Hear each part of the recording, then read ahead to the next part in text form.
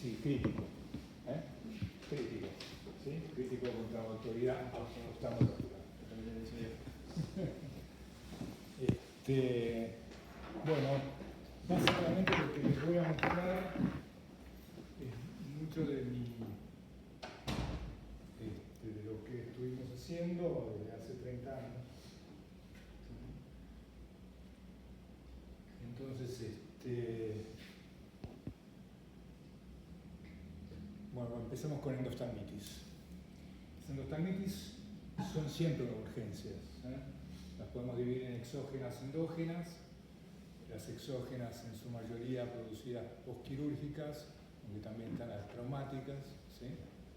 Y en realidad yo les voy a hablar más que nada de la endoftalmitis post cirugía de catarata, porque es la más ya no es tan la más frecuente, porque a partir de las intravítreas tienen un volumen tan grande que en volumen también hay endoftalmitis a partir de las intravítreas equivalentes o más que con la cirugía de catarata. Así que hoy en día es un tema ese, ¿sí? También. Pero bueno, pueden cualquier tipo de cirugía. Bueno. La luz no la podemos modificar, ¿no?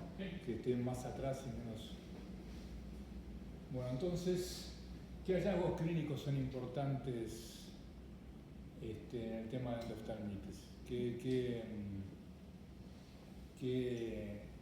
ustedes se tienen que fijar a la hora de hacer diagnóstico de una cirugía que ustedes hicieron y que, bueno, hay algo ahí que no sabemos qué es? Bueno, el tiempo medio de aparición de una endoftalmitis, los datos que son importantes son el tiempo de aparición. Si bien la infección se produce en el momento de la cirugía, no es que se produce después porque la herida, sí, la herida puede estar infectada y puede estar mal, y después les voy a mostrar un caso así, pero la infección se produce en el momento de la cirugía, ¿sí? Es decir, la contaminación se produce en el momento de la cirugía. Y puede haber contaminaciones que no terminen en una endoftalmitis, porque el ojo se defiende. De hecho, la cirugía no es totalmente estéril. En ciertos trabajos hay un 5 al 10% de cultivos de cámara anterior que al final de la cirugía son positivos. Eso no es lo deseable, pero el ojo se defiende de eso y no termina eso en la endoftalmitis, porque el humor acuoso no es tan fácil de contaminar, ¿sí? Es decir, el humor acuoso es un mal medio, no tiene elementos nutritivos ni nada que le permita, si es un germen poco virulento y poca cantidad de la carga bacteriana, entonces no termina siendo una endoftalmitis. Pero sí genera una inflamación que nos puede llegar a confundir o pensar que es otra cosa, ¿sí? Cuando en realidad está pasando ese juego en el ojo. Bueno, entonces, en general, el diagnóstico habitual es entre el cuarto y el sexto día. Y eso es un factor que podemos mejorar. Si tenemos una ruptura capsular en la cirugía, bueno, entonces ahí el germen va a tener acceso a algo que no tiene. El humor acuoso tiene recambio de forma continua, ¿sí? De hecho, cada cuánto se recambia el clearance del humor acuoso es 2 horas. Fíjense, encima que no es un medio nutritivo, además tiene un gran recambio. Bueno, es una buena defensa, ¿sí? Ahora, si hay una ruptura, el vitrio no. El vitrio es diferente, ¿sí? Eso es el porqué. Entonces, si hay una ruptura, tenemos 4 veces, ese es el factor de riesgo más importante de endoftalmitis. ¿Cuál es el factor de riesgo más importante? Ruptura capsular. Aumenta 4 veces la incidencia de endoftalmitis. Más que otras cosas, podemos hablar de yo que sé, durante una época que la incisión, que... No. Bueno, desde lo clínico, ¿qué es lo que más afecta? Bueno, la disminución de la agudeza visual. Si no tomamos la agudeza visual, antes en la cirugía extracapsular era difícil tomar la agudeza visual porque tenías una herida grande, yo qué sé, pero hoy con una FACO bien hecha, tenemos que tener al día siguiente o a los 2 días, si querés, o al tercero, si hiciste la córnea, ¿viste? Pegaste una buena baqueta. O más allá, está bien, pero igual eso es algo que uno sabe en la cirugía, uno maneja, uno sabe si le dio mucho trabajo, ¿entendés? Es decir, pero si tuviste agudeza visual buena de inicio y te empeoró la agudeza visual, eso no es bueno, ¿sí? Ese es en general es un error continuo. Yo cada vez que me vienen a consultar un caso, guarda, los maestros, por eso puse ahí everybody lies, ¿sí? Porque son ustedes los que mienten, ¿sí? No, pero si veía perfecto, ¿qué visión tenía? Ah, no sé. ¿Cómo no sabes? ¿No me decías que veía bien? ¿Qué visión tenía? ¿Viste? Porque eso es fundamental para las decisiones, ¿sí? Entonces, tomen la visión porque no lo hacen. ¿Está claro? Mienten, ¿sí? Bien. Ese es un dato, la pérdida de agudeza visual, la disminución de la agudeza visual. El otro dato, la vitreitis. No tiene por qué haber vitreitis, ¿sí? Si hay vitreitis es un punto. Inflamación intraocular, hipopion, bueno, ya llegamos tarde, sí, obvio, el hipopion está mal, muy bien, pero ya está, es decir, no, ya está. Vamos a ver, hay casos buenos que terminan bien con hipopion, pero ya es evidente, ¿no? Entonces, antes, tenemos una serie de días antes, no es que apareció la endoftalmitis de la nada, ¿sí? ¿Ahora entienden por qué puse derivada del ICE? Sigue eso, eso se repite en un montón de temas. Presentaciones hiperagudas, sí, puede ser gérmenes más virulentos, y ahí estamos al horno. En general las endoftalmitis se producen a partir de flora conjuntival, que son habitualmente Staphyloepidermidis. Eso es el 70 a 80 y pico % de los casos. Y por suerte, porque todo el resto es mucho peor. ¿Sí? Cualquier otra cosa es peor, ¿no? Entonces, en general, son gérmenes Staphylococcus aureus jorobado, un streptococo es una gana total, y cualquier gram negativo es un desastre. Entonces, y ahí cambia el pronóstico de todo. Por eso no andan bien casi nunca. El diagnóstico diferencial es con el TAS. ¿Qué es el TAS? Es el síndrome tóxico de la cámara anterior. Y eso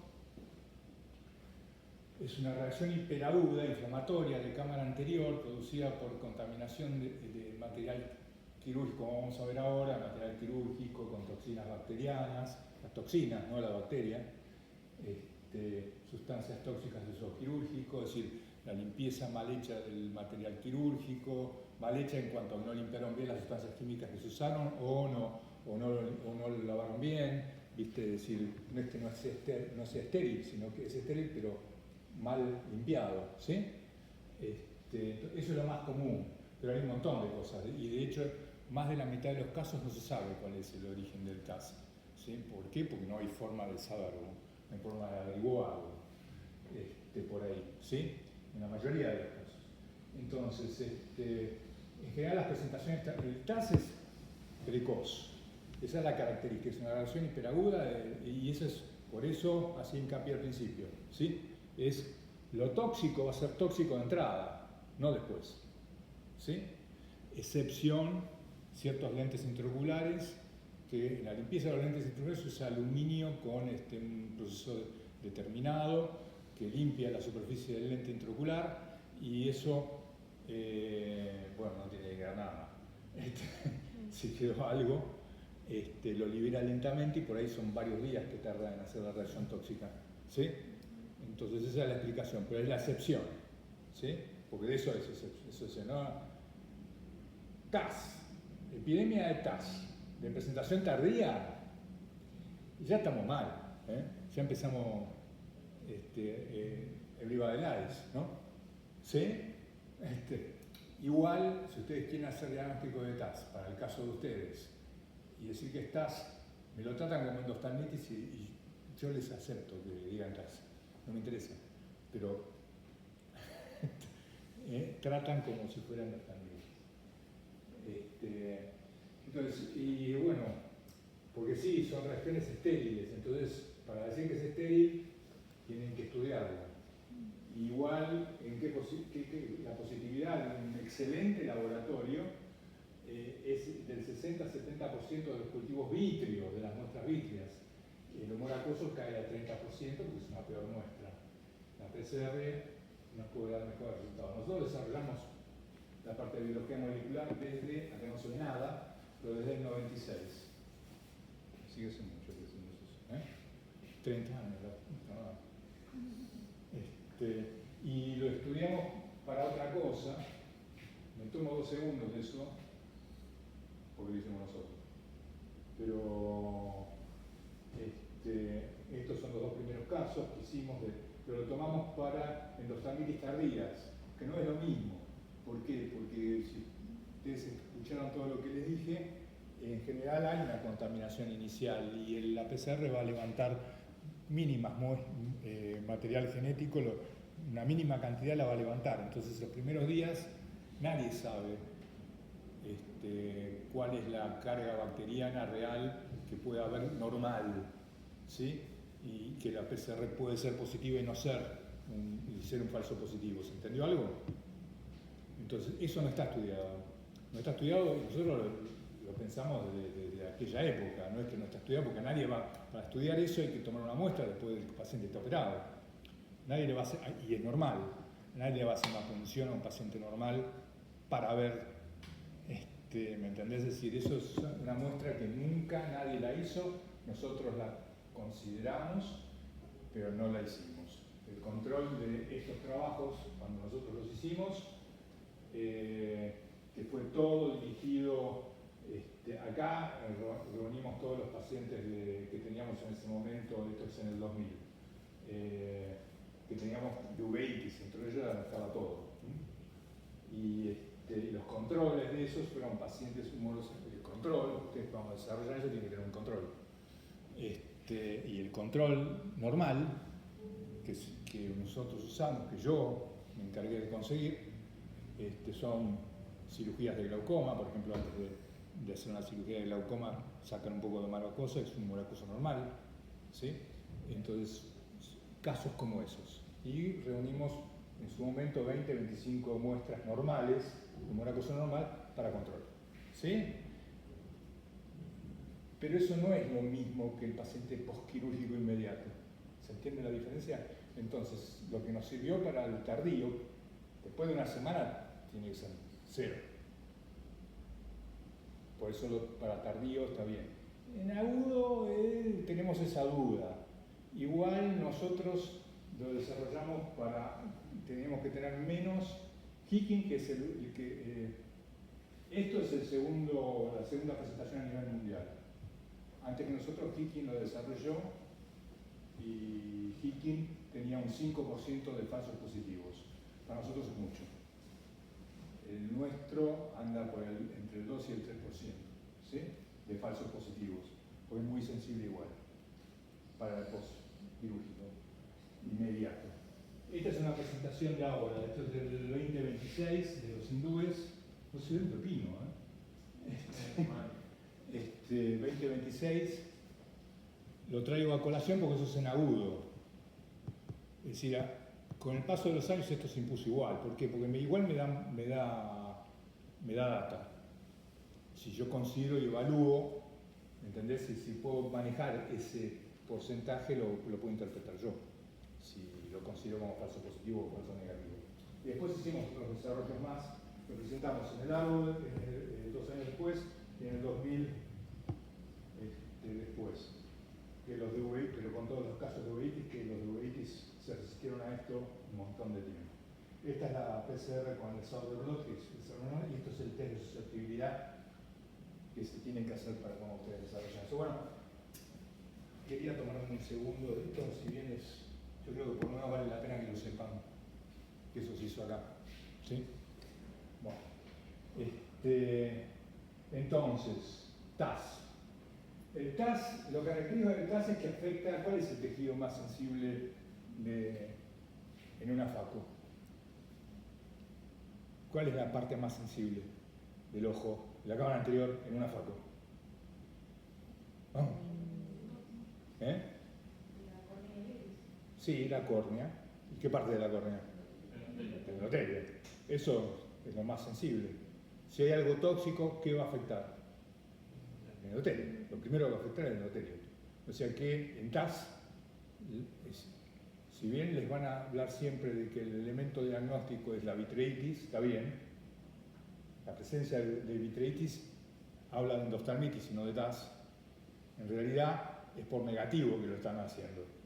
Lo que no es que el TAS genere vitreitis, el TAS no genera vitreitis, el TAS lo que genera es afección del endotelio, toxicidad, ¿sí? Entonces, lo característico del TAS es el endotelio afectado, ¿sí? Porque es lo más delicado del endotelio. Entonces, si hay toxicidad, va a ser... Entonces, tenemos que tener una córnea así, afectada, ¿sí? Eso es lo característico del TAS. Si tiene una córnea clara...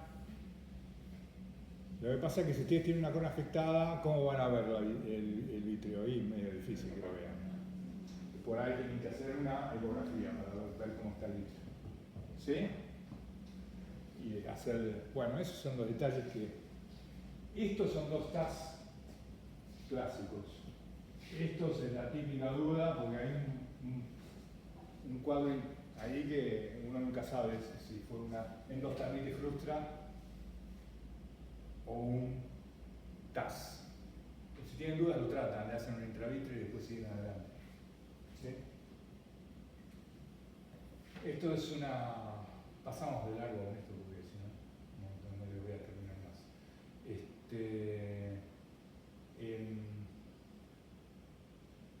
Bueno, hay parte de lo que ya les dije. Todo esto ya se lo dije en realidad. Así que pasamos. Pero bueno, lo tienen ahí.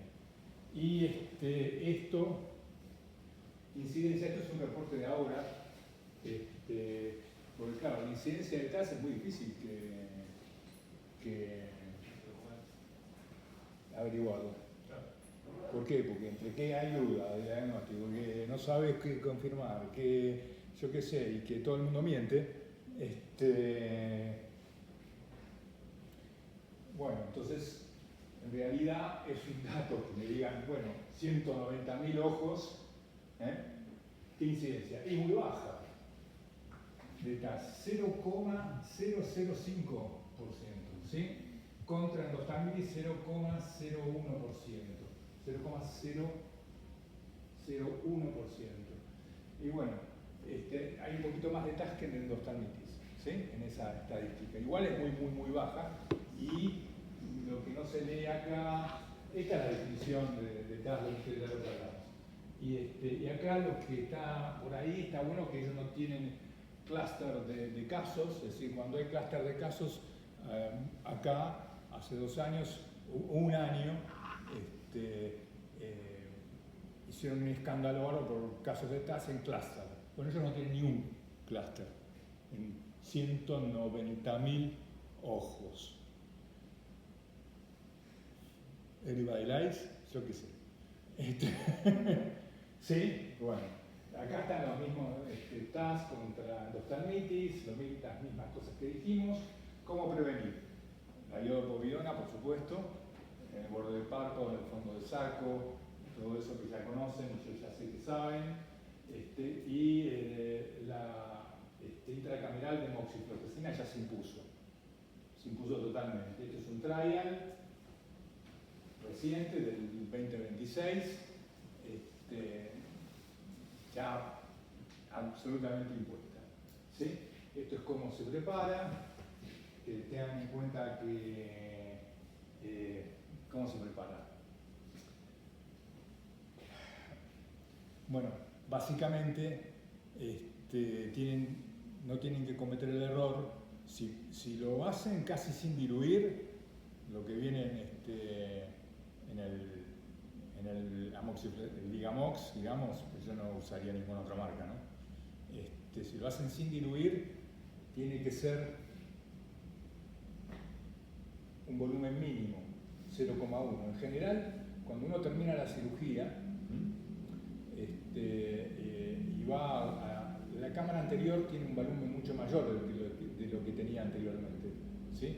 Y en general son casi 0,4 de mililitros, porque la cápsula tiene un gran saco, ¿sí? Entonces, si ustedes tienen que tener mucho cuidado, porque el volumen que van a es menor que eso.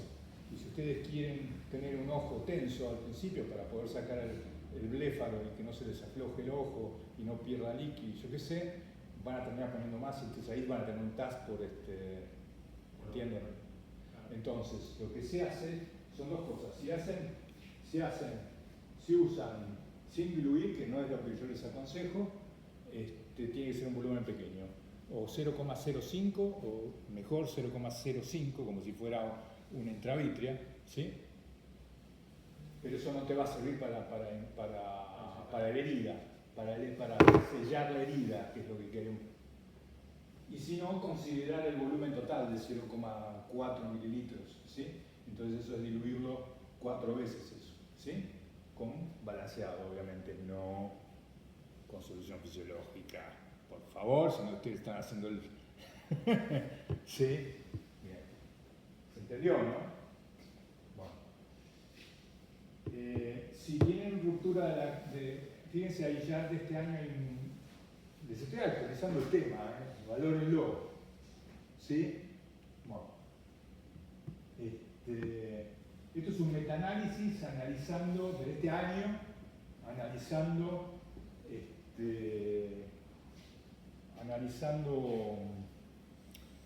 sí, vale la pena si tienen la cápsula rota, tenés por 4 de posibilidades. Entonces ahí, más que nunca, por ahí vale la pena hacerla. Y bueno, tienen el apoyo logístico.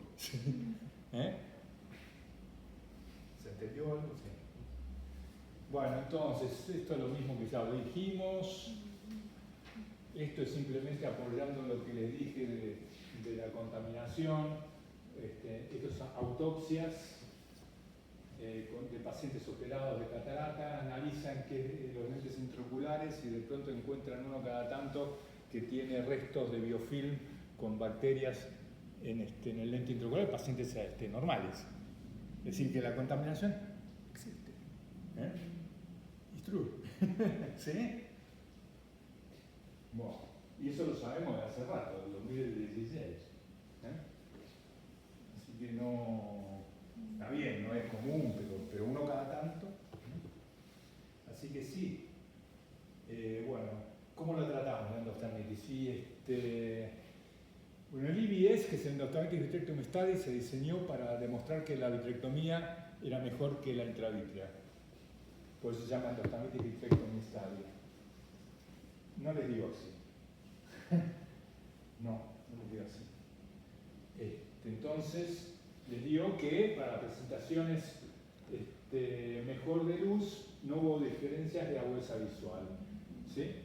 Eso es lo que les digo. Y para agudeza, es decir, cuando estaba muy mal la endoftalmitis, la vitrectomía no había duda de que había que hacerla. Y cuando la agudeza visual era mayor de luz, les digo que la intravítrea con la toma de muestra era equivalente en agudeza visual a largo plazo que el paciente que recibía la intravítrea sola. Bueno, esto fue así desde hace muchos años, pero fue cambiando. En la realidad, la vitrectomía es muy buena y sirve mucho, y es lo que hay que hacer para muchos casos que tienen qué visión, y esa es la duda, qué visión. ¿Entendés? Es decir, qué agudeza visual, en qué momento. Para algunos, todos los casos tienen que ir a vitrectomía, ¿sí? Especialmente para los retinólogos todos, ¿sí? Sin embargo, ahora yo les voy a mostrar estadística que no habla de eso, y reciente, ¿sí? Y les voy a mostrar qué es lo que yo creo que es lo mejor en este momento, porque eso todavía está en discusión. Porque también ustedes tienen cuántos de esos ojos terminan con desprendimiento de retina. Es decir, no es gratuita la vitrectomía. ¿sí? Especialmente si tienen un vitrio infectado. Entonces, si bien hablaban en el IBS, tenían, está bien, la vitrectomía mejoró mucho la técnica, mejoró mucho, que es lo que dicen acá, es decir, mejoró la técnica, ahora se hace a través con 23G, 25G y 27G. Y además hay mejores antibióticos, así que mejor.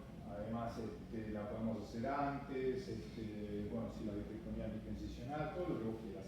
Pero la realidad es que antes tenían entre el 9 y el 8% de DRs por vitrectomía.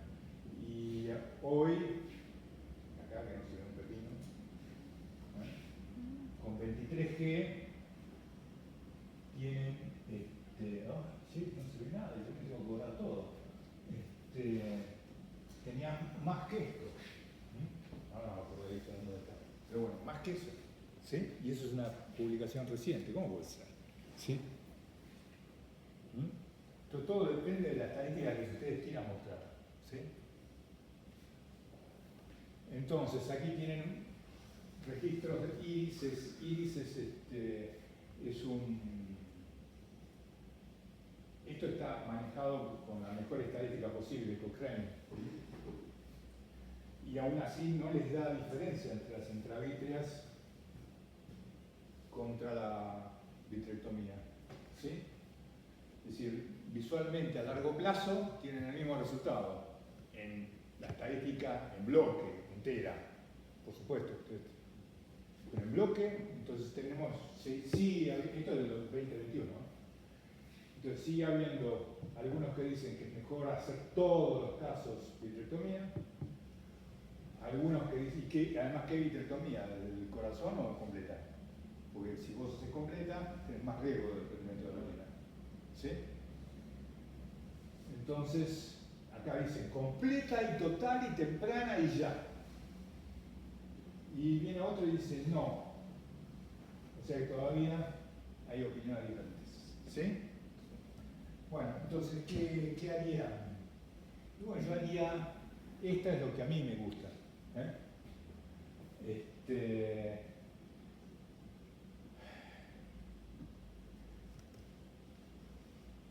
Porque en este trabajo les da, inclusive que les da peor si ustedes hacen de entrada la vitrectomía.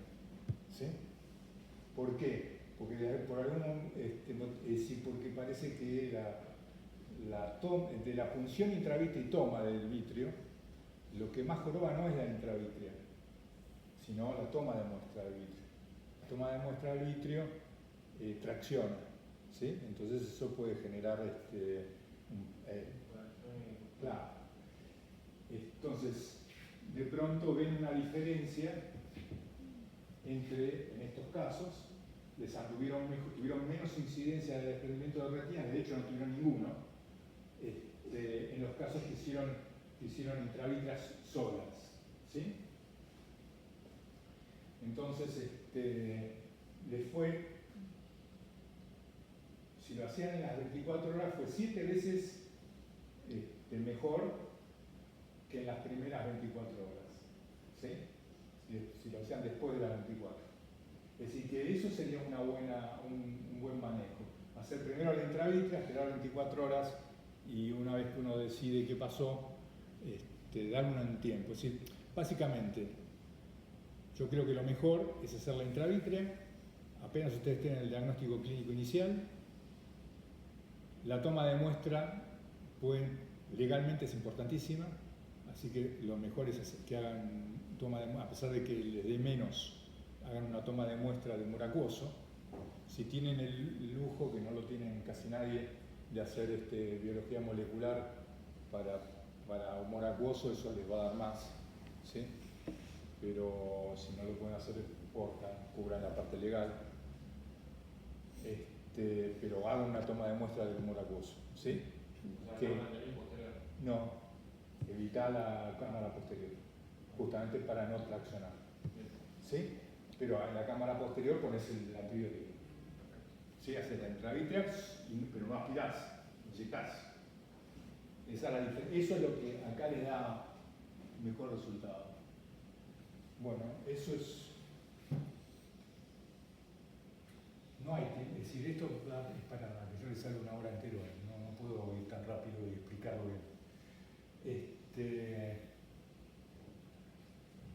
Esto es lo que les estaba diciendo, estaba adelantando lo que les estaba diciendo, esto es,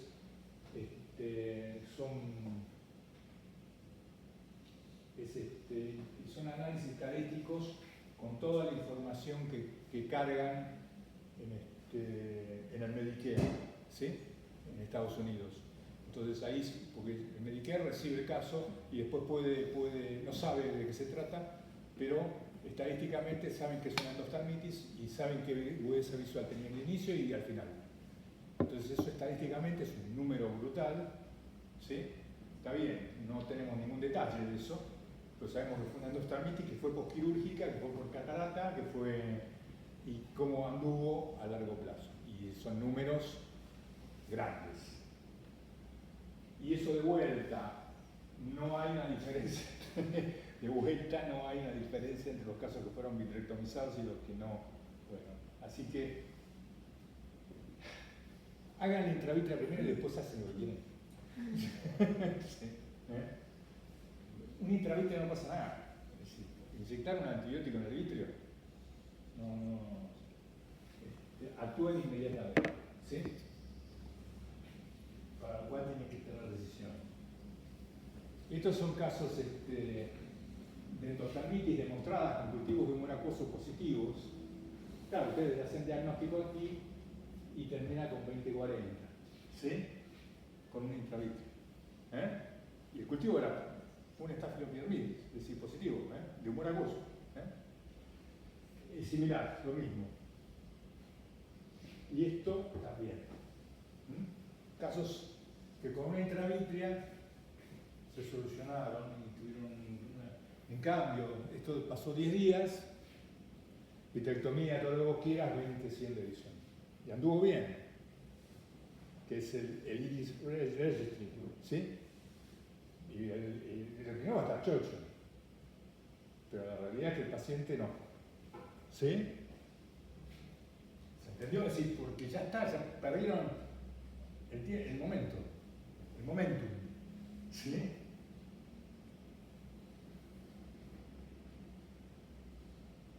Bueno, más de lo mismo, así que basta. Más de lo mismo, así que pasamos porque no hay tiempo para la parte de intravítreas, los análisis intravítreas. Esto es lo que les comentaba, esto es una pseudomona. Esto es un desarrollo que nosotros hicimos después de lo que vimos que en líquido cefalorraquídeo se usaba para hacer diagnóstico rápido de pacientes en líquido cefalorraquídeo y en septicemias. Se hacían, estos casi no, yo estuve haciendo ahora, para ustedes, estuve haciendo una revisión ahora, actualizándome, y no encontré mucho más. Esto en el 2000 hicieron, es decir, hace 26 años, claro. Hicieron una PCR para gram positivos y gram negativos. Es decir, la estrategia que nosotros seguimos y que se confirmó al final y que se siguió mucho es, nosotros no tenemos secuenciación, tenemos recursos muy limitados, ¿sí? Entonces no podemos hacer secuenciación o metagenómica de biología, no tenemos vida para separar, ¿sí? Entonces es mucho más modesto. Entonces la estrategia que decidimos seguir nosotros fue ir a por bacterias universales o hongos universales, ¿sí? Es decir, genérico, hacer diagnóstico genérico. Eso tiene un riesgo, y el riesgo es que ustedes cualquier contaminación la levantan con eso, porque cualquier cosa, ¿sí? Entonces, pero nos está dando información igual. Una forma de achicar esa información es ir por los gram positivos, gram negativos, ¿sí? Es decir, ver qué genoma determina que sea un gram negativo, un gram qué gen, y eso es lo que ustedes amplifican. Bueno, eso se usó en el 2000 para hacer diagnóstico en la parte de septicemia rápidamente, porque eso ustedes rápidamente con la biología 2-3 horas tienen diagnóstico, ¿sí? Y eso se usaba para septicemias y se usaba también para líquido cefalorraquídeo. Nosotros lo levantamos y lo hicimos en humor acuoso. ¿Sí? Vos has visto eso, el uso de eso. Por eso casi no hay más trabajos, porque claro, ahora hay técnicas mejores, ¿sí? Directamente en los lugares donde tienen plata, directamente tienen aparatos para hacer la secuenciación directamente, entonces en horas también o en un día tienen directamente qué bicho se trata. Así que, pero para nosotros nos sigue sirviendo pero muchísimo, porque uno rápidamente divide las aguas, qué es lo que está pasando, ¿sí? Si es un gran positivo o es un gran negativo, ¿sí?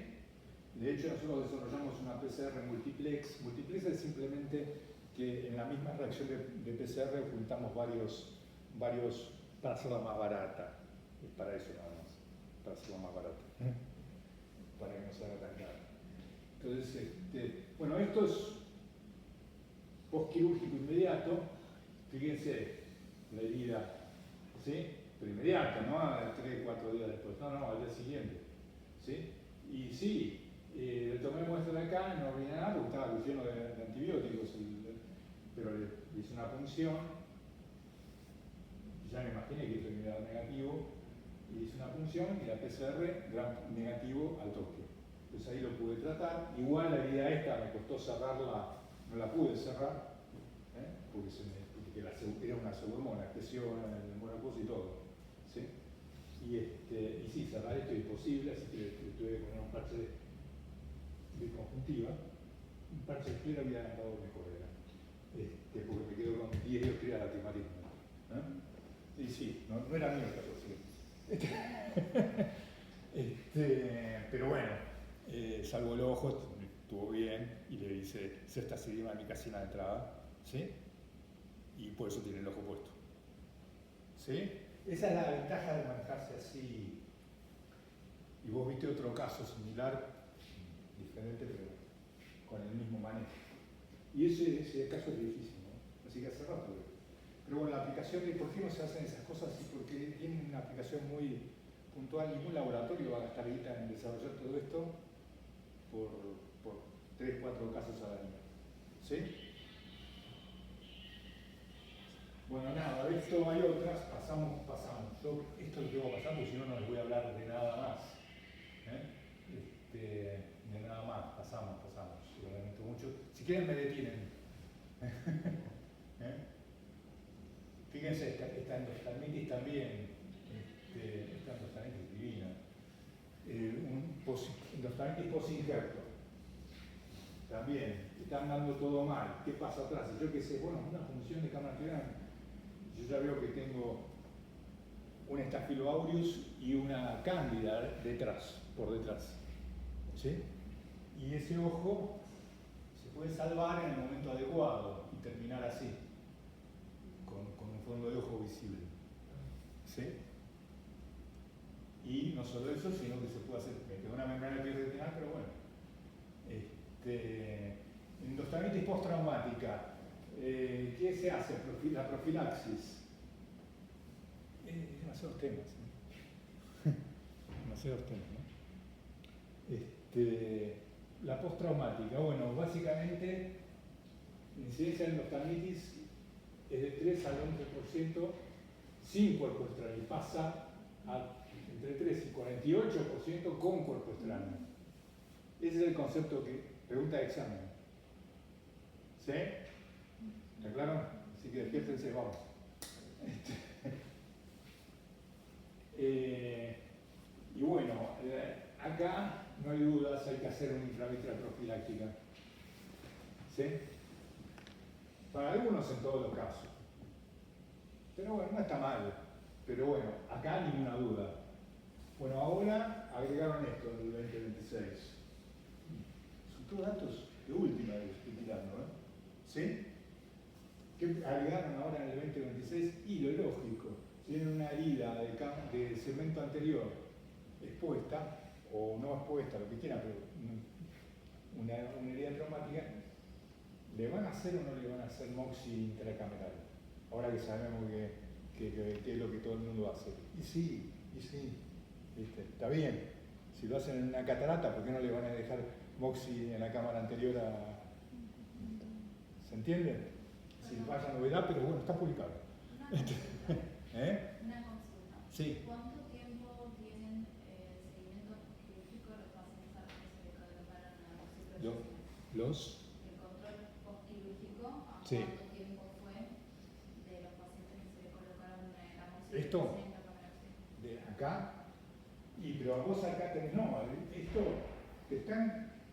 Porque antes se solía utilizar la banco en el Baxter y Bueno. algunos generaban vasculitis. Claro, bueno, eso, pero eso, bueno, la banco para el Baxter se hacía en la cirugía de cataratas, que no es esto es postraumático. Vos, la banco en el Baxter lo podés usar, es decir, para postraumático después de todo lo que vos decís, el cuadro de vasculitis por la vancomicina, que son unos casos reportados y que llegó a la no utilización de la banco, como vos decís, que se vio nada más en catarata, esto es otra cosa, pero bueno, se aplica también acá no porque se haya demostrado en esto, no en el postraumático, eso solamente se vio y se demostró en los casos post-catarata. ¿Me entendés lo que estoy tratando de decir? Son Dos casos totalmente distintos. no total, porque es lo mismo. Porque por ese motivo es que no se hace vancomicina profiláctica en ningún caso. También en esto. Pero no porque se haya demostrado en eso. ¿Se entendió? Bien. No sé, acá cuánto tiempo lo siguieron, porque son casos que traumáticos podés tener una mala evolución por el traumatismo, por 20 cosas, y no atribuírselo a la Moxie. ¿Sí?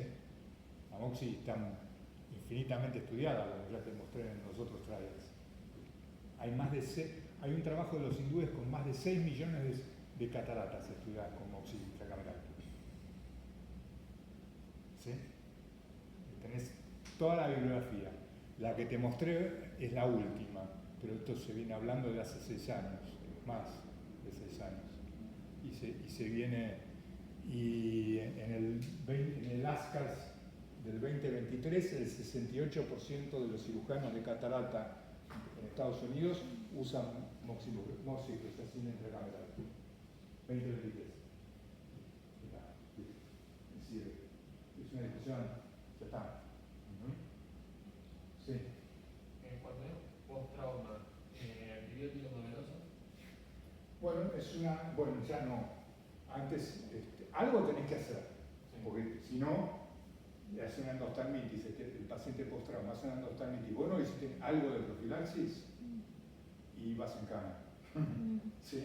Es decir, ¿entendés? Y tenés una chance alta de que haga una endoftalmitis. Si es cuerpo extraño, algo tenés, aunque sea oral o endovenoso, en general no se usa más, pero en general, a menos que sea una idea muy sucia, muy expuesta, yo qué sé, entonces el paciente está internado, entonces le haces, le haces una vía, ¿viste? Sí, pero en realidad es más efectivo lo que vos haces intravitrio, ¿no? ¿Sí? También más tóxico, como vos decís, pero no vas a hacer... De hecho, no tenemos el cuadro. A mí lo que me llama la atención es que no vemos el cuadro de Holst, que es lo que vos decís, de la vasculopatía por vancomicina. No lo vemos con las intravitrios. Lo vemos con el... Exacto. ¿Por qué?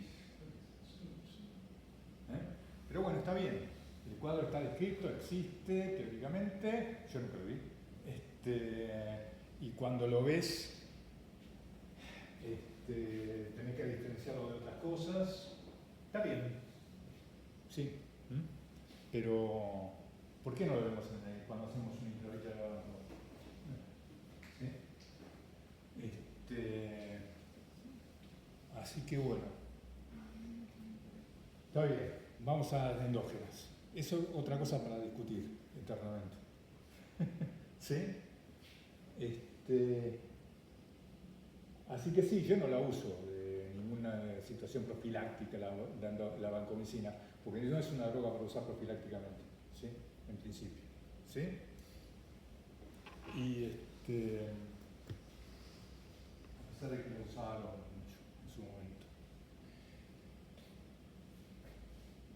Endoftalmitis endógena por cándida, factores de riesgo y presentación. Bueno, tenemos dos formas de presentación: paciente ambulatorio o paciente internado. Es decir, viene al consultorio, bueno, tiene que tener algún antecedente.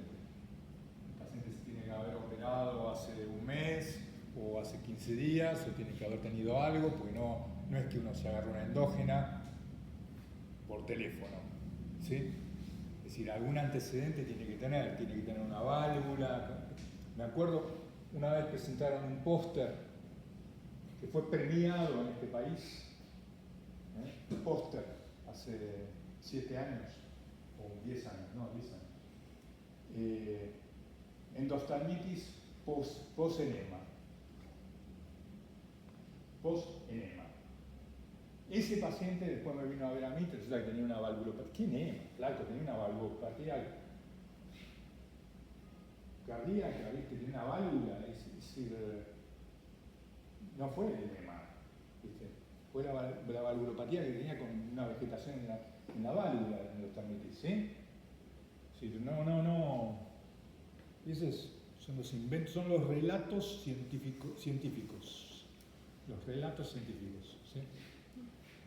Nos encantan los relatos científicos. Eri Valdais, de vuelta.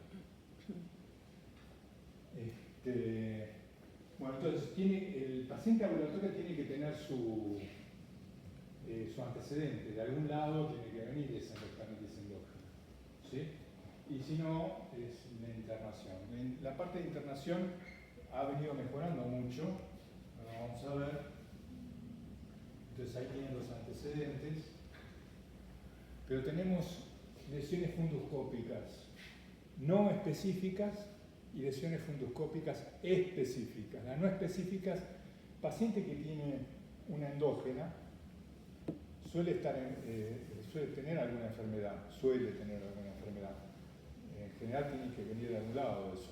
Entonces puede ser un diabético, puede ser un hipertenso severo, puede ser un paciente que esté con terapia inmunosupresora, puede tener una enfermedad hematológica, puede tener un montón de cosas que dan exudados algodonosos, y esas son las lesiones no específicas, que ustedes tienen que aprender a diferenciar de las específicas de la endógena. El paciente que viene con una endoftalmitis endógena también tiene lesiones que no son específicas, porque habitualmente es un paciente afectado, ¿sí? Y no es tan fácil a veces diferenciar un exudado algodonoso severo o múltiple de un foco de coriorretinitis de una endoftalmitis por cándida. Bueno, esas son y de hecho son más frecuentes en pacientes con candidemia internados. Es decir, en el momento que usted tiene el paciente internado y lo llaman para hacer el fondo de ojo, entonces ese paciente está internado por algo. Y tiene sus enfermedades, cualquiera de todas esas y más, ¿sí? Y por ahí tiene además una candidemia, que por eso lo llaman de pronto, ¿sí? Tiene la cándida en sangre y tiene lesiones en el fondo de ojo, que ustedes tienen que en la cama del paciente hacer la diferencia entre un simple exudado algodonoso y un foco de coriorretinitis. En general va a tener ahora vamos a ver las diferencias, pero además pueden tener los Rod-Spot, las hemorragias interretinales, exudados algodonosos. Rod-Spot, ¿qué es el Rod-Spot? ¿Qué es? ¿Qué es? ¿Qué es? Son las hemorragias con el centro blanco. ¿Sí? Son típicas, se ven en endoftalmitis, se ven en determinados tipos de... Exacto, endocarditis, que, bueno, es el tema. Bueno, y antes se veían más de estas lesiones.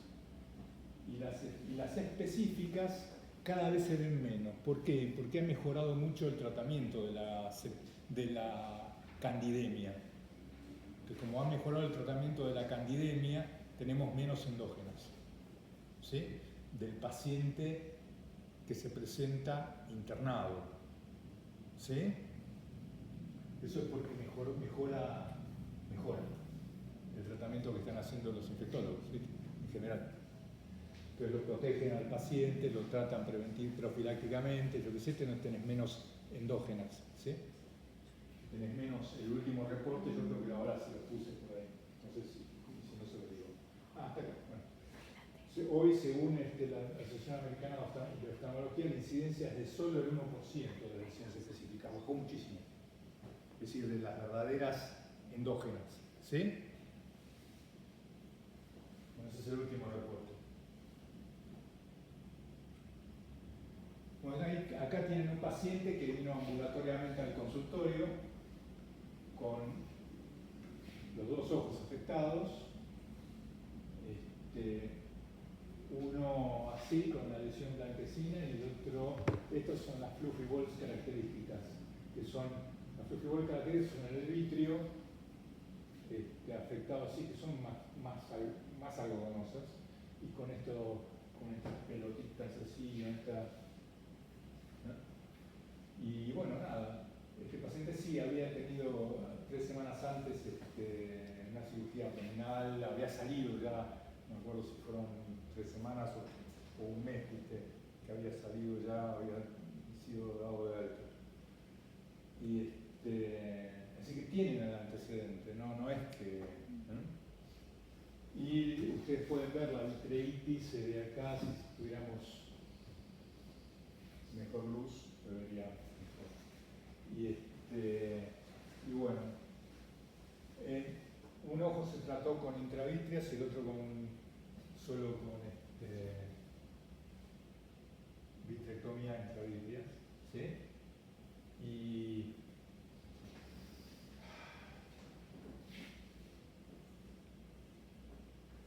bueno, el laboratorio que se puede usar para esta situación siempre tiene que tener cultivo de sangre, pero eso en la mitad de los casos o menos da positivo. El manejo obviamente es interdisciplinario. Hay que cultivar todo lo que se pueda cultivar. El ojo también. Pues muchas veces ustedes pueden saber, aunque no salven el ojo, pueden salvar la vida del paciente. Especialmente con los diabéticos, ¿sí? Porque muchas veces los focos de septicemia no tienen diagnóstico. Creo que el caso que vimos con ustedes tampoco tenía diagnóstico, es decir, el diagnóstico vino del ojo, ¿no? Ya vemos. Es decir, eso pasa, ¿viste? Justamente, y ese era un diabético también. Me estaba acordando de otro de... Sí, tenía una glucosidad de 8, 9, estaba. Está bien. Bueno, eso pasa y de pronto si tienen un germen problema, por ahí el único lugar donde ustedes pueden obtener el germen a tiempo, antes que se muera, es el ojo. Así que aunque me ha pasado de ir a hacer un intravítero y tomar una muestra en un ojo en un paciente internado, un ojo que era paralizar, pero era el único lugar donde estaba el bicho, ¿viste? No el único lugar, pero no es así, pero sí tenés la oportunidad de hacer diagnóstico, ¿no? Así que eso, si pueden hacerlo, aunque sea en la cama del paciente, que no es nada agradable ni nada fácil, igual vale la pena. Tienen test no específicos, ¿sí? Antigenémicos y no antigenémicos, y tienen también que está bueno, que ahora lo están reflotando, el beta-glucan, que es de la pared del hombro, ¿sí? En sangre. Hay algunos hospitales que lo hacen, es decir, yo directamente manejo la PCR para hongos universales, que para eso la desarrollé, pero es más fácil para mí. Pero si no tienen acceso a eso,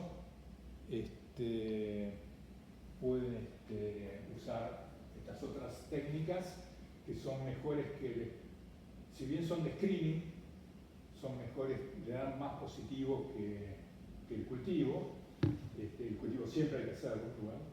Y el beta-glucane ahora lo están haciendo incluso intraocular, hay algunos trabajos con esto intraocular. Tenemos la pizarra para ambos universales. Bueno, eso. Sigamos adelante.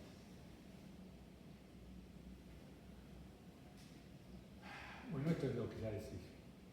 Esta es lo que les dije recién. Está ahí.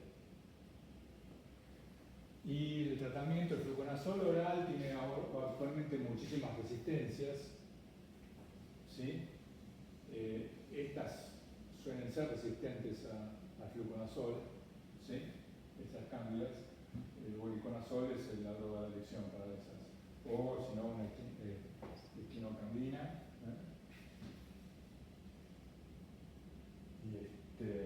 Y bueno, se puede hacer la dosis de apotrexina entre 5 y 10 microgramos. Yo siempre que la uso 10. La mayoría usa 5. Yo voy al límite.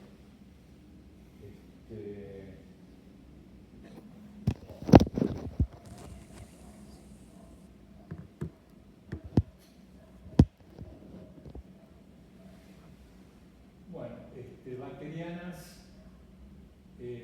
bueno, siempre están asociadas a alguna patología, ¿sí? Esto es un estreptococo, diagnóstico precoz en paciente ambulatorio. Esto es un paciente HIV con una Klebsiella. La Klebsiella es un horror endógeno, ¿sí?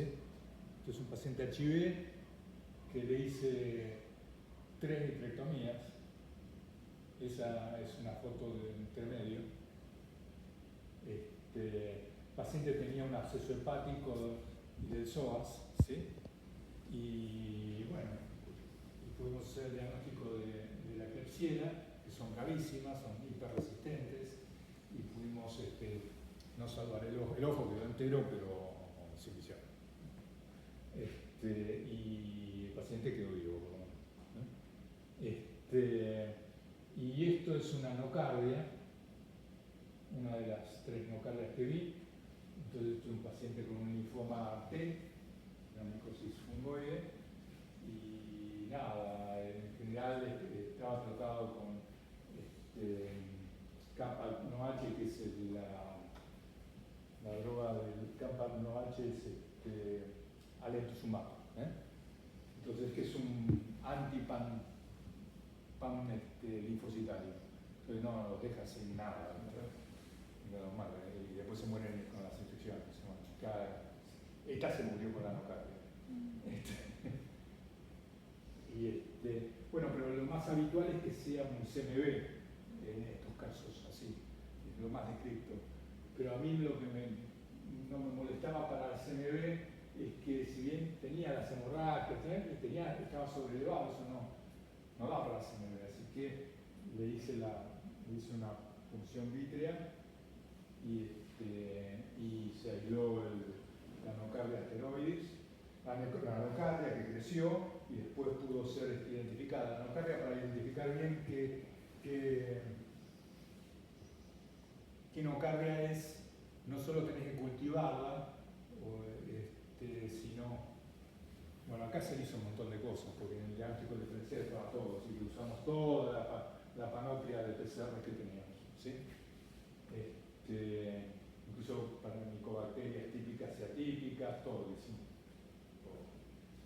Y al 7º día creció la nocardia, así que.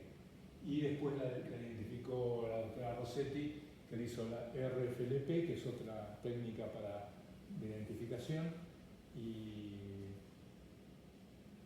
por biología molecular. Bueno, esto es otra nocardia, el paciente HIV también, y nada, es similar. Esto es después de la vitrectomía, a mí me quedaron, que fue central, entonces quedaron algunos flóculos, y después esto anduvo bastante bien, igual tenía el granuloma de la nocardia en la mácula, así que quedó, pero con división mínima, ¿no? Quedó así. Así que, y ese es el estudio de la RFLP de ese último caso. Lo que pasa es que la nocardia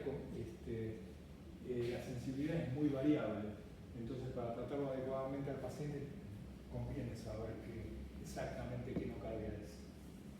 Este es el caso de ustedes, que fue un estreptococo, ¿no? Neumonía que venía de una neumopatía sin diagnóstico, ¿no? Tratado con, no sé, me acuerdo si le hicimos una o más de una intravítrea. No, hicimos 2 o 3. 2 o 3. Bueno, anduvo bien. Con intravítrea. Esto es una meningitis meningocócica en una nena. ¿Qué es esto? ¿Eh? ¿Cómo? Muy bien.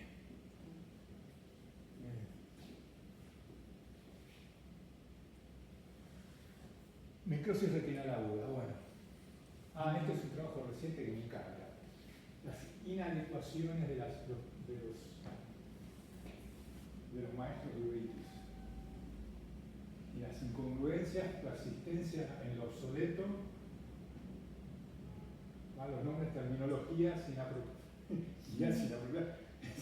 Es la rebelión total. Este trabajo es reciente, es la rebelión total. Pero me encantó sí que lo puse. Bueno, esto es uno que se reveló. y promete generar más publicaciones de un montón de temas de la parte de uveitis. Quejándose, ¿no? Obviamente, de todos los grandes maestros ubitólogos. Acá hace la parte viral, hace hincapié en la parte viral. Y yo lo tomo. ¿Por qué lo tomo? Porque se tomaron el SAN, que es la estandarización de la nomenclatura de uveitis, fíjense, el SAN Working Group. Muy bien, del 2021 se tomó, 2021 ¿cuánto es? Como 30 años casi. Se tomó 30 años en admitir que en los criterios de la acute retinal necrosis había que incluir la parte viral. ¿Sí? 30 años. Para ellos la biología molecular no existió durante 30 años. Son fantásticos. Ahora Entonces, actualmente, durante mucho tiempo, los criterios fueron clínicos. Está bien que sea así porque nos pasamos en la clínica para hacer diagnóstico, pero usamos todas las herramientas que la medicina nos da y hasta donde llegamos, ¿no? Así que la parte de diagnóstico está bien, no usar la PCR si ustedes no tienen acceso a ella, pero la realidad es que actualmente tardaron un poco, pero al final la pusieron como un criterio fundamental diagnóstico. ¿Sí? Entonces, ahora básicamente el criterio es cualquier retinitis necrotizante periférica en retina, puede ser una necrosis retinal, más la positividad de la PCR para herpesvirus. ¿Sí? Entonces, y por supuesto, incluir cualquiera de las otras patologías posibles. O si no, ir a lo clásico. ¿Qué es lo clásico? Que la necrosis retinal aguda tiene los parches de retinitis periférico que tienden a confluir hacia el centro, tiene la uveitis anterior, es una vasculitis arterial oclusiva, es decir, todas esas son las características, ¿sí?, que siempre consideramos para la necrosis retinal. La realidad es que tenemos otras, que a veces no se cumplen todos estos casos. Igual es una retinitis viral, que es lo que nos interesa, porque lo que tratamos es un virus. ¿Sí? Entonces, lo que importa es la teología. De vuelta, Pasteur existe, ¿viste? No es que la clínica es todo. Así que estoy esperando las próximas publicaciones de este autor. Bueno, otra cosa antigua que pueden usar es el coeficiente de Weidman-Wilmer o Wilmer-Desmond o yo qué sé, que es demostrar la presencia de anticuerpos en la cámara anterior, más porque ustedes pueden tener anticuerpos en cámara anterior en mayor nivel que a nivel del suero, y esa producción local de anticuerpos les puede indicar la etiología. Y estas son fórmulas que se usan para eso. La realidad es que ustedes necesitan mucho más volumen de humor acuoso. Nosotros hicimos eso durante años. La biología molecular hizo que todo eso no... Para hacer, igual, si ustedes quieren hacer esto, tienen que tomar casi toda la cámara anterior, porque si no, no pueden tener el volumen para hacer ¿sí? Eso es...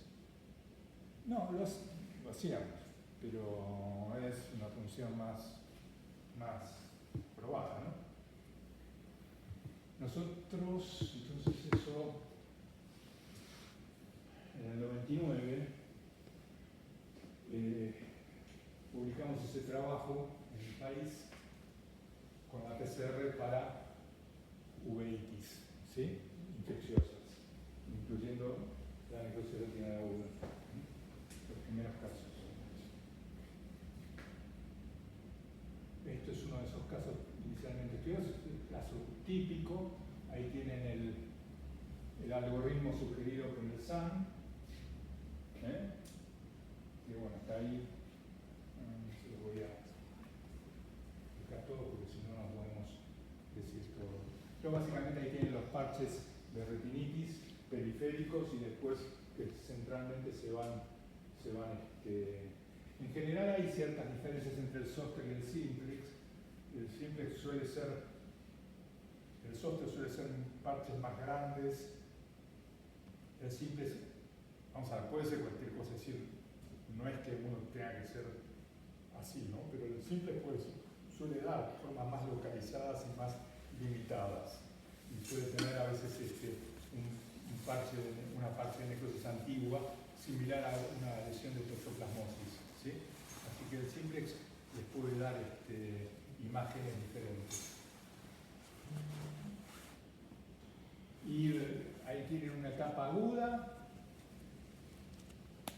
donde el cuadro es francamente visible y ustedes lo pueden ver, pero después en la etapa crónica hay una gran respuesta inflamatoria que les tapa el fondo de ojo, entonces ustedes no van a ver bien las características de la retinitis, o puede estar tapada por esa vitritis intensa, y es ahí que viene el desprendimiento de retina, ¿sí?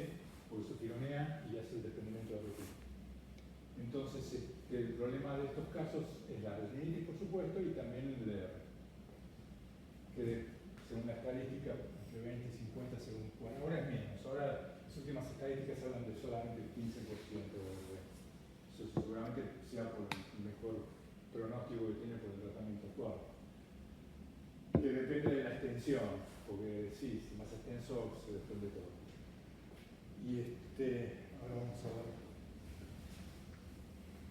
Seguramente les van a hablar de todo esto en la parte de cuando hagan uveitis, así que yo voy rápido en esto y simplemente les muestro cosas. A veces pueden tener, este es un paciente, por ejemplo, esto es el cracked mode, pues se absorbe toda esa mitad del proceso, ¿sí? Como se está reabsorbiendo, entonces les deja como los vasos visibles y exangües, ¿sí? Y es típico, ultra típico de los ósteos. Y además de que ese mismo paciente con la ruptura de la retina, hemorragia por el desastre.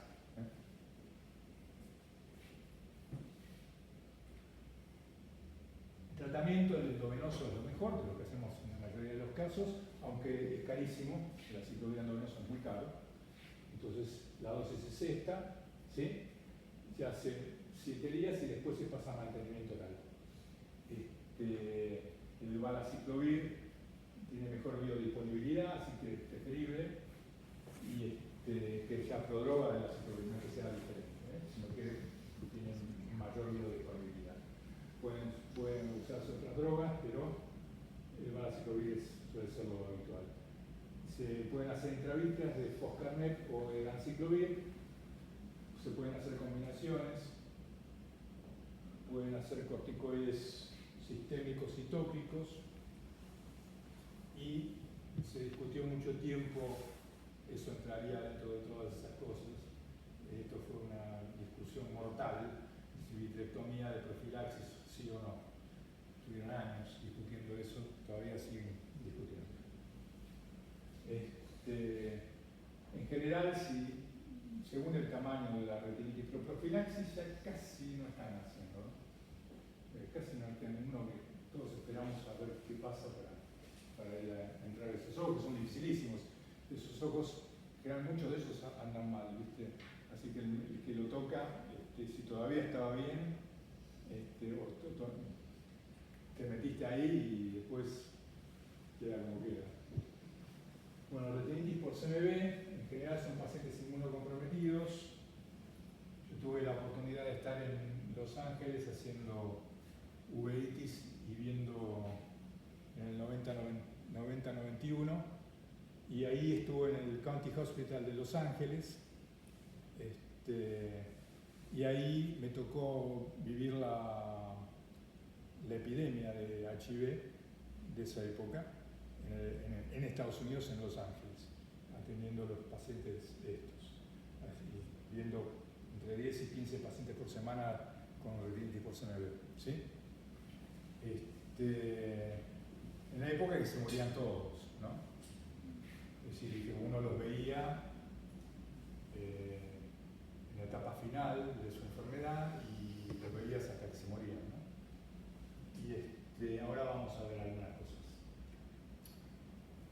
Entonces, esta marca es simplemente clasificamos la localización, esto es el área 1, son 3.000 micrones, y de acá al Ecuador área 2, y del Ecuador para afuera es el área 3. Eso, antes era importante ahora. Esto es como se veía en salsa de tomate, la retinitis por CMV típica, y cómo se ve cicatrizada. Después tiende a la evolución natural de la enfermedad es que recurren los bordes. Y la retinitis por CMV típicamente sigue los vasos, es más central, pero también puede ser periférica, lo que pasa es que suele seguir más el patrón vascular. Esa es la diferencia con una. Y la evolución no es aguda ni hiperaguda, es subaguda. Es decir, evoluciona cada periodo de 15 días, 3 semanas, ¿sí? Lentamente, subaguda. Ahora les voy a mostrar. Y se acompaña en general, el paciente HIV no tiene inflamación, por eso se ve también, y tiene una mínima inflamación en cámara anterior, o nada, o apenas unos precipitados creáticos finitos. Pero lo típico para el CMV es que tenga un CD4 menor de 50.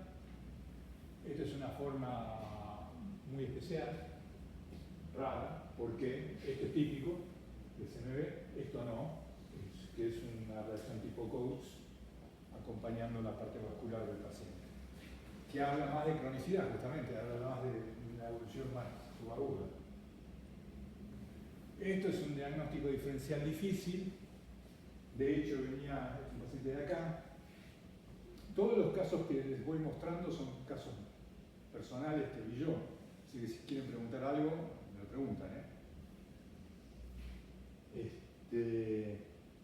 Esto venía con un diagnóstico de trombosis venosa.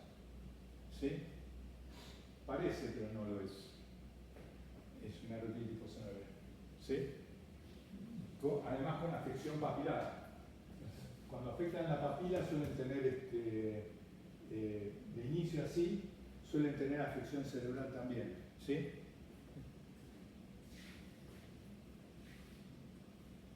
Y esa es la confirmación, porque ustedes antes las cosas las confirmaban con el tratamiento. El tratamiento, si era erróneo, si no era lo que ustedes pensaban y es erróneo, sigue progresando. Y en cambio, si le pegaron, tienen el diagnóstico. Entonces, y esta es la respuesta terapéutica. Se ve la necrosis retinal, como queda la retina atrás, y después viene la recidiva en los bordes. Habitualmente se da al mes o a los 2 meses. Al mes si no está tratado, a los 2 meses si está tratado. Ahí tienen la recidiva. Y ya. Esta es la recidiva en los bordes, típica recidiva. Fíjense que esto puede parecer un exudado algodonoso, puede ser difícil esta parte. Esta no, esta es la típica recidiva. Que en la periferia la retinitis por zona B tiene esta forma de ¿cómo se llama? Así como una arenilla, ¿sí? Es diferente a un granulado. Y ya ahí hasta hace el desprendimiento de retina, porque rompe toda la atrofia, la rompe toda, agujeros, y entonces sí, vitrectomía acetocético. Ese paciente ya está muerto. Se murió. Se dio un tiempo y se murió. Bueno, todo eso es como mejoró toda la retinitis por zona B, disminuyó la incidencia con la avenida de Hart, el tratamiento antirretroviral, y eso bajó muchísimo. Antes había un 30-40% de pacientes que hacían la retinitis por zona B, eso bajó al 5% y actualmente es mucho menor del 1%. ¿Sí? Es decir, con el tratamiento antirretroviral mejoró todo. Y ustedes, para tener una retinitis por zona B en un paciente HIV, tienen que tener un CD4 por debajo de 50, ¿sí? Y pueden interrumpir el tratamiento recién cuando el CD4 sube por encima del 100. Y tenemos los fenómenos inflamatorios asociados a esto. Cuando levantan las defensas, hacen inflamación y entonces hacen la uveitis por reconstitución inmune, que es el IVU, Immune Recovery Uveitis, ¿sí?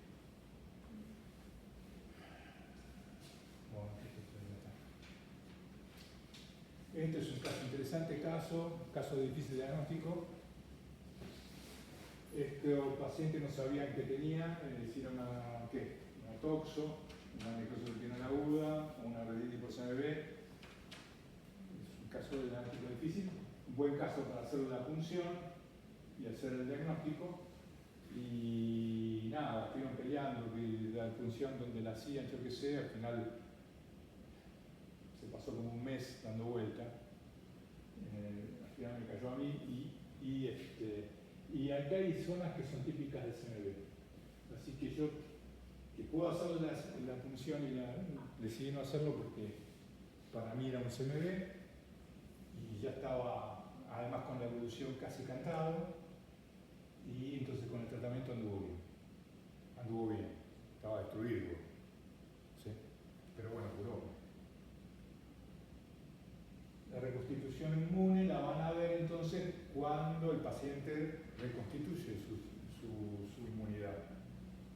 Y en general el factor de riesgo es el tamaño de la retinitis por zona B.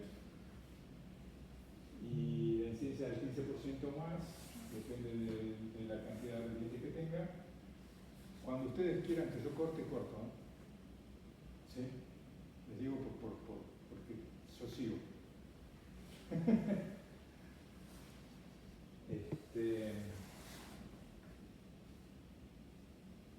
Entonces, bueno, el paciente cambia la inmunidad y al cambiar la inmunidad, antes no hacía vitreitis y ahora sí puede hacerlo. Antes no hacía uveitis anterior y ahora sí puede hacerla o no. Inclusive la inflamación puede ser tan severa que haga hasta catarata inflamatoria. ¿Sí? Depende de la intensidad de la reacción, ¿sí? Y lo que siempre hacen estos pacientes es edema macular cistoide, habitualmente, que es lo que les baja la visión. El paciente estaba controlado con su retinitis por ahí periférica, estaba contento y le empeoró la visión. Le dieron el tratamiento antirretroviral y le cae la visión justamente ahí, ¿sí? Y le cae la visión con edema macular, que no siempre es fácil de tratar. Por ejemplo, este paciente, que es paciente de la doctora Janelle Davis en Estados Unidos y después vivía acá en Argentina y se iba a Estados Unidos a ser tratado.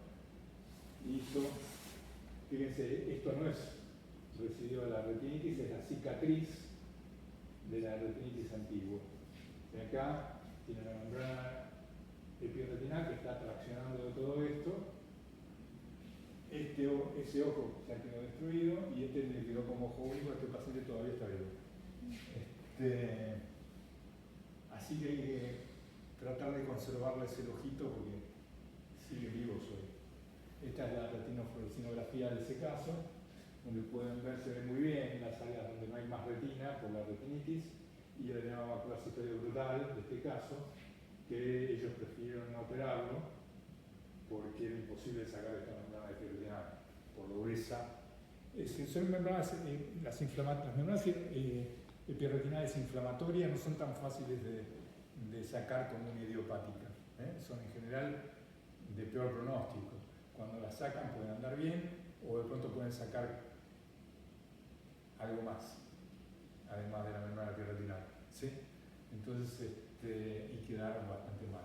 En ese caso, ellos prefirieron no tocarlo porque iba a quedar peor.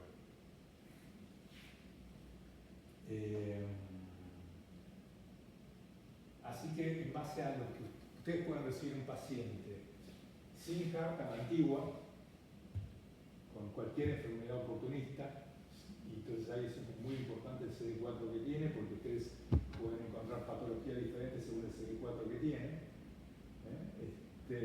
Pueden ver el paciente con terapia antirretroviral, que es lo habitual hoy, y entonces depende de los antecedentes que tuvo inicialmente, lo que puedan ver, porque pueden ver un paciente con un recovery viral que por ahí, y tuvo la retinitis antes, ¿sí? Y nadie la vio, esa retinitis, si tiene buena respuesta al CAP, si está en falla terapéutica, está casi a la antigua. ¿Se entendió la diferencia? Eso clínicamente apenas entra, ¿sí? El paciente. Preguntándole qué pasó, cómo es, qué CD4 tiene, sabes dónde te ubicas. Este es un Froster-Bach tracheitis con retinitis por CMV.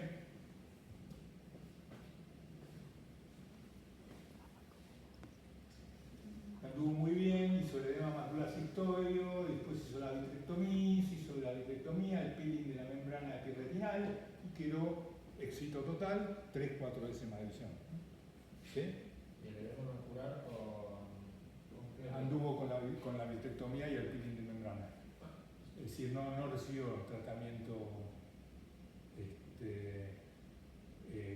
que hoy, sí, seguramente, esto en general, los primeros informes, vos porque viste otra cosa, pero ahora que yo voy a mostrar, está bien. Pero eso en realidad es la evolución. ¿Sí?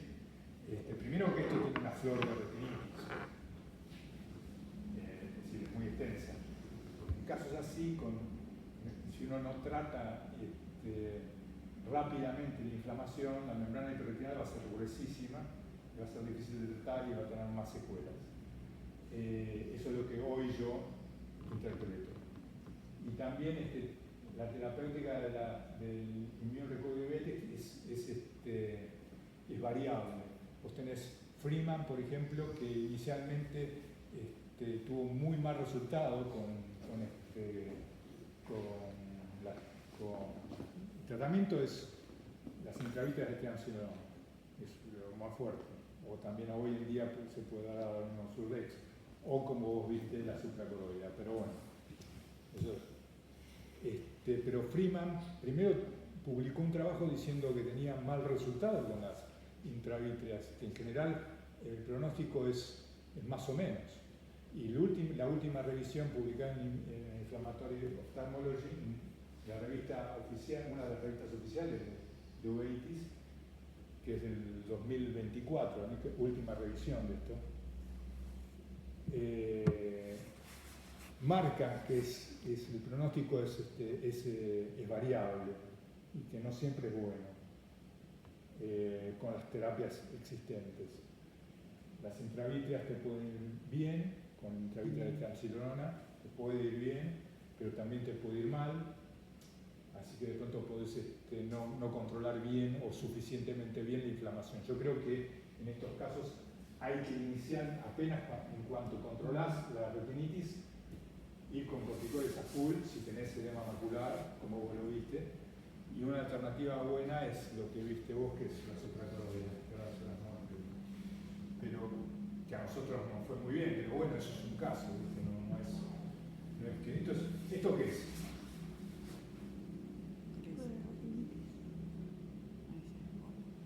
Para que se despabilen, ¿qué es? ¿Qué les parece?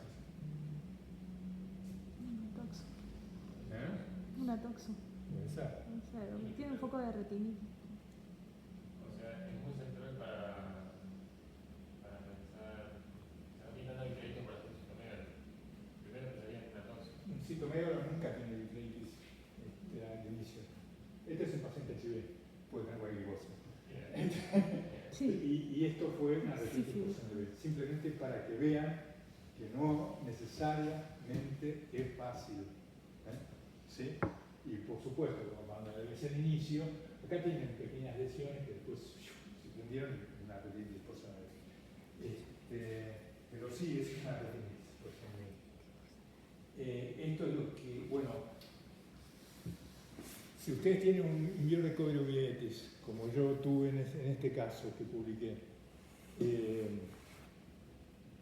un paciente que le vieron la retinitis por CMV, que ya viene tratado con el HART, y ustedes lo ven un mes después, nadie le vio la retinitis, que es lo típico, nadie le vio la retinitis periférica, y cuando le dan el HART con todo, empieza a levantar las defensas, ustedes ya le habían visto al mes, la retinitis estaba ahí, y cuando les vuelve al segundo mes el paciente tiene una vitreitis brutal, está con la immune recovery, pero ustedes ya casi ni ven la retinitis de la vitreitis que tiene.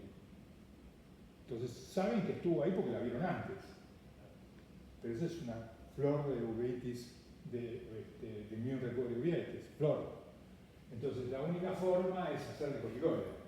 Bueno, yo le hice el corticoide, lo que pasa es que eso ya llevaba apenas 3 meses de tratamiento antirretroviral. Entonces ustedes pueden ahí, con el corticoide, favorecer la recurrencia de la retinitis por CMV, que es lo que yo reporté. ¿Sí? Es decir, hay un tiempo ahí que ustedes están todavía recuperando la inmunidad. ¿Sí? Y el CMV ustedes lo pueden, igual están forzados a hacer algo para entonces, yo tuve la vitritis, no le hice la subtenoniana del corticoide, mejoró, pude sacar una foto de la retinitis que antes había visto, que ahora ya estaba medio curada, y a los 15, 20 días tuve la recibido. ¿Sí?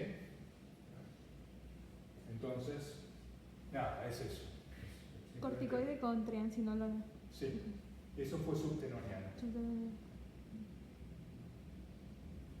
Y esto es lo que publiqué hace una supracoroide, que es hacer la triancinolona también, pero en la coroides. En la coroides, es decir, en el espacio supracoroideo. ¿Cómo es eso? Y bueno, este es ojo único, con su retinitis por CMV, la recurrencia, el paciente abandono terapéutico. Entonces empezó la terapéutica y apenas empezó TOC, el edema macular. En el ojo que tiene, en el ojo que le queda. Entonces, tiene 2 parches de retinitis acá y acá. Ya en el otro ojo hizo un DR. No está bueno tampoco meterse en el vitrio a jorobar. Pero bueno, una alternativa es la supracoroidea. Que uno no necesita meterse en el vitrio para dejar la medicación. Entonces, algo bárbaro. ¿Sí? Y ese es, creo que es el primer caso a nivel mundial del uso de corticoides supracoroideo. Bueno, y para mostrarle cosas, esto es también el primer caso en el país de implante de aciclovir, Euticer, ¿sí? Que lo hice hace años. Entonces, conseguimos $4.000, ¿sí? Cada pastillita de esas. Y en ese momento era una pastillita, una cosa de 4 milímetros, ¿no? Está tremendo. Y ahora están con otras cosas, pero eso, fíjense, había que abrir Pasplana, ¿sí? Y poner ese geniol dentro del ojo, que era una cosa terrible. Igual le duraba 8 meses, ¿no? Le duró 8 meses, ese paciente está muerto, se murió. Anduvo bien y las intravítreas que hacíamos en ese momento. Bueno, CMV pueden tener trasplantados, eso lo siguen viendo en trasplantados.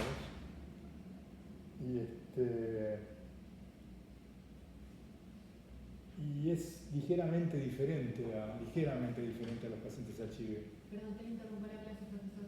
Ya Sí, era para avisarle que a las 10 en punto tiene que estar en el Perfecto. edificio. ¿Qué hora es? Falta 15. 15. Perfecto. Entonces, bueno, el horario era hasta las 10, ¿no? Estamos, está bien. Así que igual no me voy a poder extender. Perfecto. Perfecto para todos. CMV y trasplantados. Es otro tema. También importante porque ustedes intervienen en el manejo del paciente, del trasplantado. ¿Por qué? Y porque depende de cómo está la inmunidad del trasplantado. El trasplantado depende de la importancia del trasplante. Todos son trasplantados renales o hemotrasplantados juegan la vida. Así que la importancia del trasplante no es poca. Y por eso están inmunosuprimidos. Y la inmunosupresión les lleva a la retinitis. Pues se me ve que los puede afectar el órgano trasplantado o cualquier otro órgano del organismo, el CMV, ¿sí? Así que de pronto la infección que ustedes diagnostican y que ustedes manejan tiene importancia fundamental para el infectólogo general y para el hematólogo o el que sea que está manejando el trasplante. De hecho, como vos creo que lo viste, uno le tiene que decir al infectólogo qué está pasando con eso, si está respondiendo o no, porque ellos tienen que manejar la inmunosupresión que están haciendo en base a eso. Es decir, no se pueden pasar, ustedes lo ven en el fondo de ojo, ven qué es lo que está pasando con la infección. ¿Por qué pasa? El CMV, si ustedes, y eso se ve muy bien, el paciente HIV es como un conejillo de indias. Es como un conejito de laboratorio, porque a los 2 meses te hacía la recidiva, ¿sí? Indefectiblemente. Entonces, por más que hicieras el tratamiento. Y acá también no se da eso simplemente porque vos manejás acá vos podés manejar la inmunosupresión, al decirle no, pará un poco la inmunosupresión porque esto no, si no lo podemos controlar y esos son ustedes el que tiene que decirlo. Si el CMV se está portando como si fuera un paciente HIV, ¿entendés? No sé si me siguen. No sé si me explico bien. Pero eso lo ven ustedes, ¿sí? Entonces ustedes tienen que estar diciendo, mira, está activa. Pará un poquito con la inmunosupresión porque lo vas a matar, ¿sí? Por ahí. Bueno, ¿esto qué es? ¿Exudado o CMV?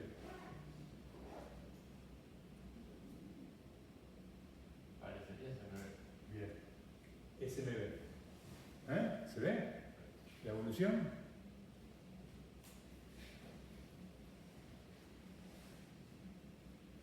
Y un cuadro especial, y ya termino porque esto fue mucho,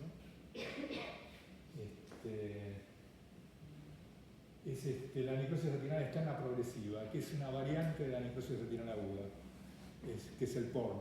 El PORN es Progressive Outer Retinal Necrosis, outer porque inicialmente toma la retina externa. Yo tuve la oportunidad de estar con el que describió esto, que es el doctor Rao, y en el momento que describió esos primeros casos, ¿sí? Y publicó esos primeros casos. Y en el paciente HIV se ve es como si fuera una necrosis retinal aguda sin inflamación e hiperaguda. En una semana se lleva todo puesto, y no la detienen con nada. Ya por suerte casi no vemos esto, o no lo vemos. Y este es un paciente que además de eso hizo también dendritas, son las típicas dendritas del sostre, que son como dendritas chinas, ¿sí? Eso lo diagnosticamos también con la parte de biología molecular. Esto es otro PORN, que cuando el paciente está tan mal, tenía 7 de CD4, está tan mal, directamente la necrosis toma toda la retina como si fuera transparente, ¿viste? Y vuela toda la retina.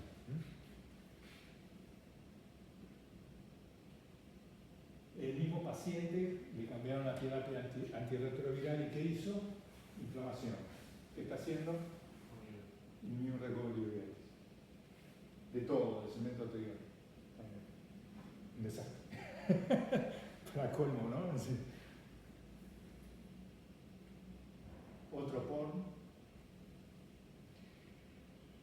Y bueno, no sé si de las retinitis, pero las indicaciones intravítreas en estos casos, la necrosis retinal aguda, conviene hacerlo en intravítrea, o una o dos de Foscarnet si se puede, o de Garcilovir si no tienen el Foscarnet. El Foscarnet es fácil de hacer porque si lo consiguen, porque no hace falta ni diluirlo. El Ganciclovir hay que diluirlo.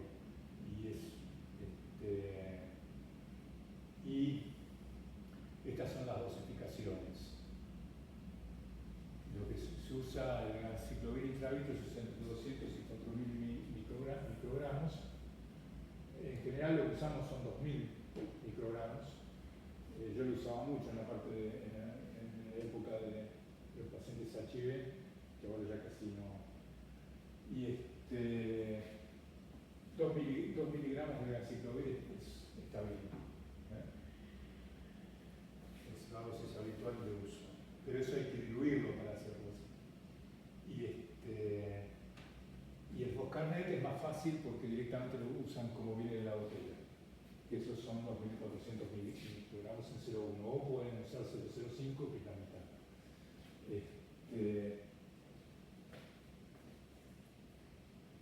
Este es un caso donde tuve que hacerle múltiples hasta que se murió este paciente. En pacientes HIV, cuando falla la terapia sistémica, uno se ayuda con la intravítrea, pero tiene que hacer intravítrea semanalmente, toda la semana, en forma continua. De inicio se hacen 2 y después como inducción y después se hace una semanal, que es lo que dura la intravítrea. Entonces, a veces el paciente está torturado en una parte de las canalizaciones, y aún así se va volviendo resistente, que es lo que hace el CMV, se va volviendo resistente en esta situación. Entonces, cada vez te sirve menos la intravítrea. Vos vas viendo, entonces terminas haciendo combinado Ganciclovir y Foscarnet. Y si no, bueno, esto es tuberculosis, nódulos coroides en pacientes HIV. Si tienen un nódulo coroide en un paciente HIV, seguramente sea una tuberculosis. Porque la otra alternativa que acá no se ve es, que yo pude ver, es el neumocistis, actualmente el neumocistis girovetti, antes era el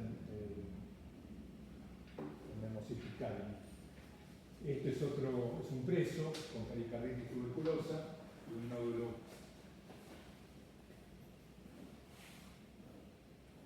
Este es otro, fíjense que son iguales todos. Este es otro paciente HIV con retinitis por CMV en un ojo y tuberculosis en el otro. ¿Sí? Demostrado por directo, que son bacilos sin Nielsen. Perdón, profe, pero nosotros tenemos que revisar todo el piso